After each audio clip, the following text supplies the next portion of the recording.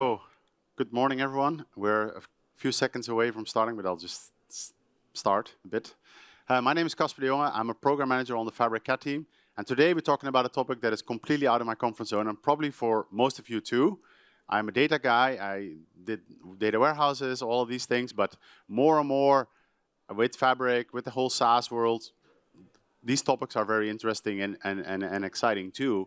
And they're also a mindset shift from where we are from on-premise, when we are talking about traditional network security, to zero trust.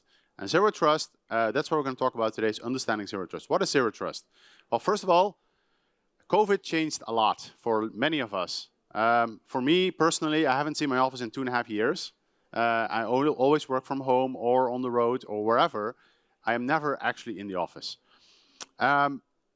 Cyber attacks becoming more and more sophisticated. They will use every trick, all the things that you haven't thought about. They're going to try to get into your estate, get to all your data. Right? In my session yesterday, I was talking about more and more data is showing up, more and more data is getting available. Well, attackers also want to get to that data, and then a lot of different types of attacks, like phishing, is responsible for almost 70% of all the breaches. So security has never been more critical. So, but why are we talking about zero trust? And what is zero trust? The main goal of security is keep assets away from attackers. That's very simple and straightforward. But IT, the security is complex, right? You have many devices, you have many users, you have many connections. A trusted network security strategy is what we've been doing forever. And it started out when everyone had to go to the office and you put a firewall outside of the boundaries of your office. There was no cloud, all of these things. You put a firewall in, no one can get access. There were no laptops. That's it. Life was simple. Initial attacks were network-based, so they tried to go from the outside and they connect to your network and they try to get in, but you put firewall and firewall and firewall, and then you make sure that doesn't happen. They were seemingly simple and economical. And you accepted, and this is important, you accepted a lower security within the network, right? Once you're in, you're in. Maybe you have a username or something, but that's it. But once you're in, you're in. That's a very simple way of thinking about things. But world is getting more interesting because, hey, people are bringing their own devices to log into their estates, right? This is my phones, laptops, iPads, especially the CFO who wants to do his own thing. He wants to bring his own iPad. That's the way it goes. Bring your own device, mobile, SaaS applications. They're no longer in your corporate network. Okay, what do you do with that? So attackers, instead of breaching the perimeter, they shift to identity attacks. Phishing, credential theft. Security teams are overwhelmed with this completely different way of thinking about things. So this is why we're talking about zero trust, because the world has changed. It's no longer a nicely safe environment, relatively safe, of course, that of your own home network or corporate network with firewalls around it. So instead, and this is what the core tenet about zero trust is, instead of assuming everything behind the corporate firewall is safe, zero trust assumes an open network where trust must be explicitly validated at every time. Okay, so this is a different way of thinking. So we need to improve resilience, and this comes from the NSIT. This is a cybersecurity framework. If there's anyone who's doing any cybersecurity, this is the things that they've followed. But the main thing is we need to improve resilience. We need to enable these business missions while increasingly adding security assurances, which they have two words about it: left of bang and right of bang. We have to have plans for both of them. Prevent or lessen the impact of the attack. Okay, so you need to put up as much boundaries as possible, but you need to assume a breach has happened. We hope it, of course, never happens or nothing even happens, but we do assume it happens. And then we need effectively and rapidly manage those attacks. Identify, protect, detect, respond, or recover, and then govern around it. Again, this is the NSIT cybersecurity framework. That's whole day session when we want to talk about this. But it's important, improving the resilience. So what does it look like? Okay, the anti-pattern is we need to stop believing or believe that attackers will follow the planned path. Okay, so I have a hacker, I have a firewall, and I have my data asset sitting at the end. It's the route that he can take. But attackers are smart.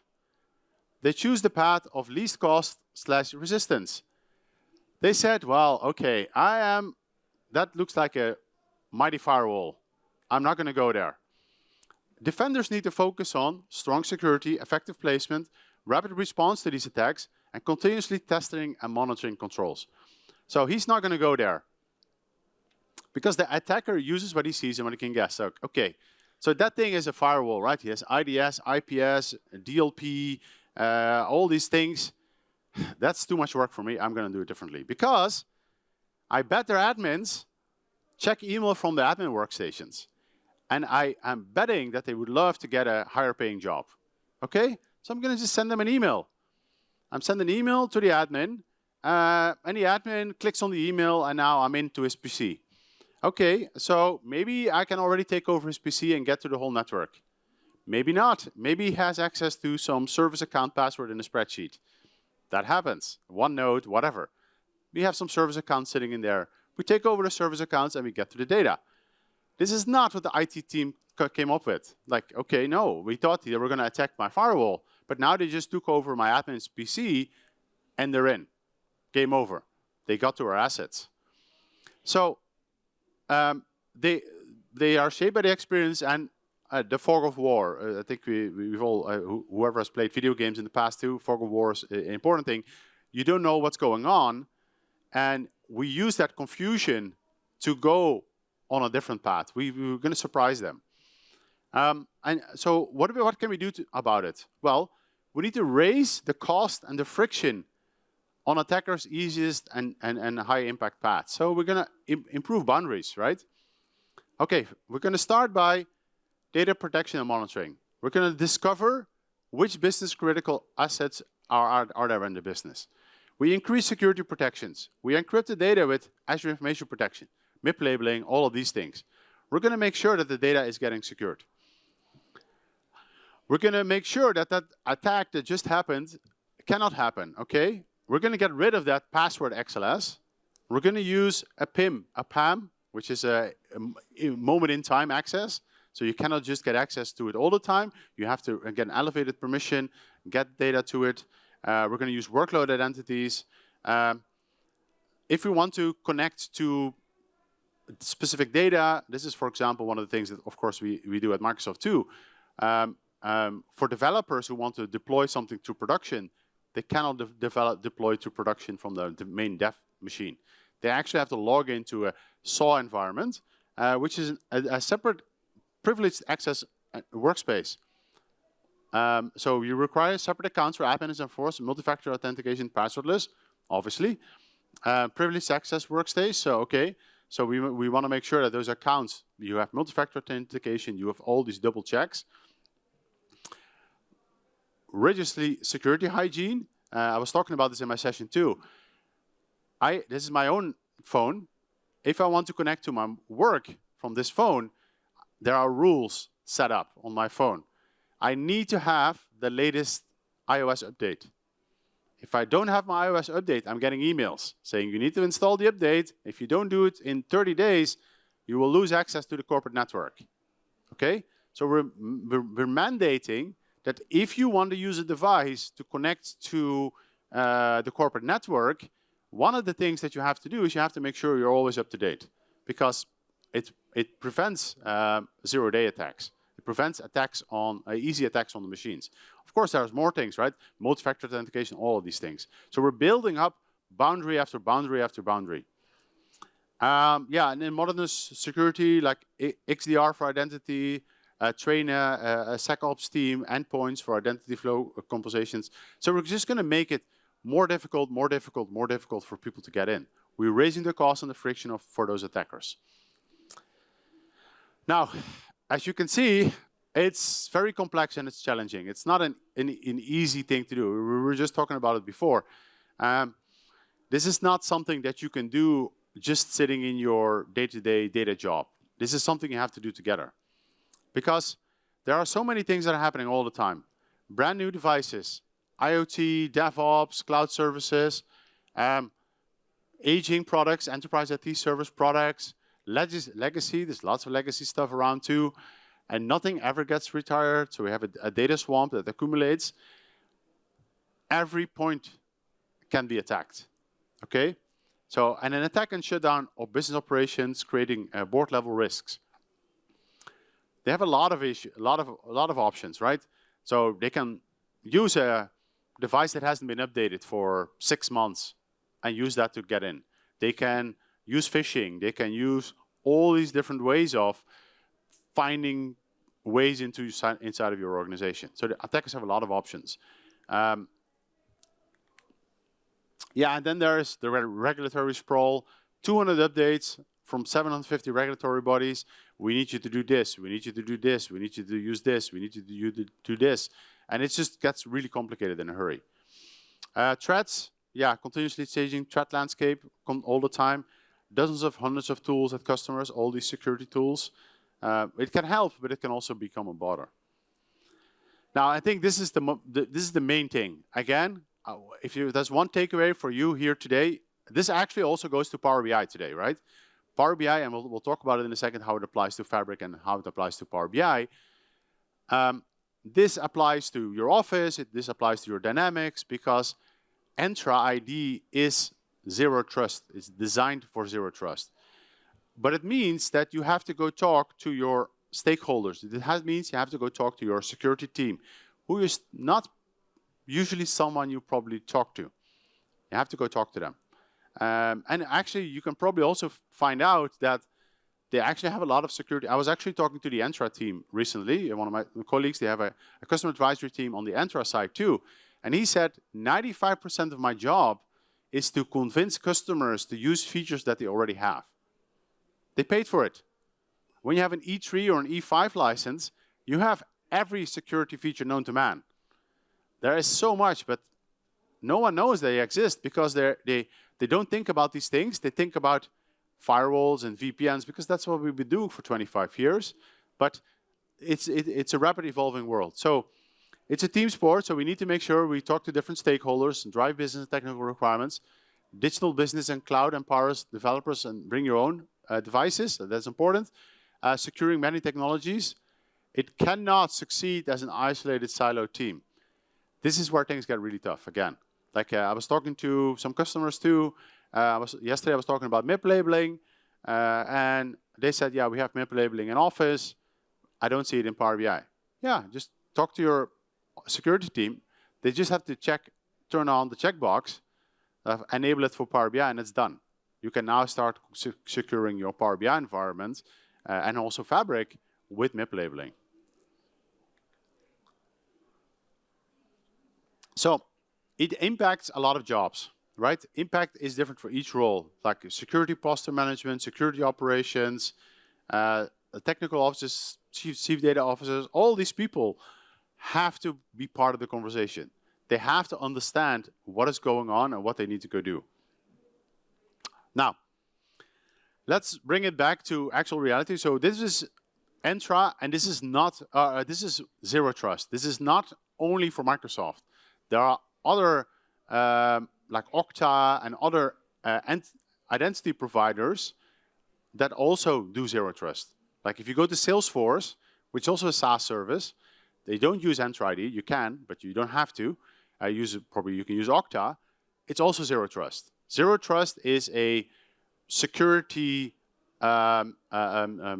standard across the industry. It's not just for Microsoft. But Microsoft also has it because we do it with Entra ID, right? These principles for zero trust in today's reality with Entra, we verify explicitly, we use the least privileged access, and we always assume breach.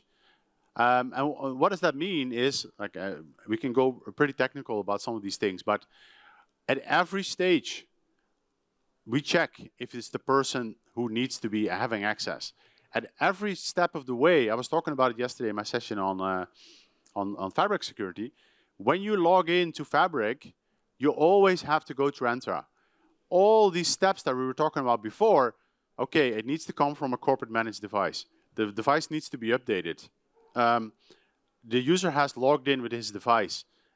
It has two-factor authentication turned on. There are so many different things that are extra boundaries. Like if someone would steal my password, first of all, multi-factor authentication will kick in.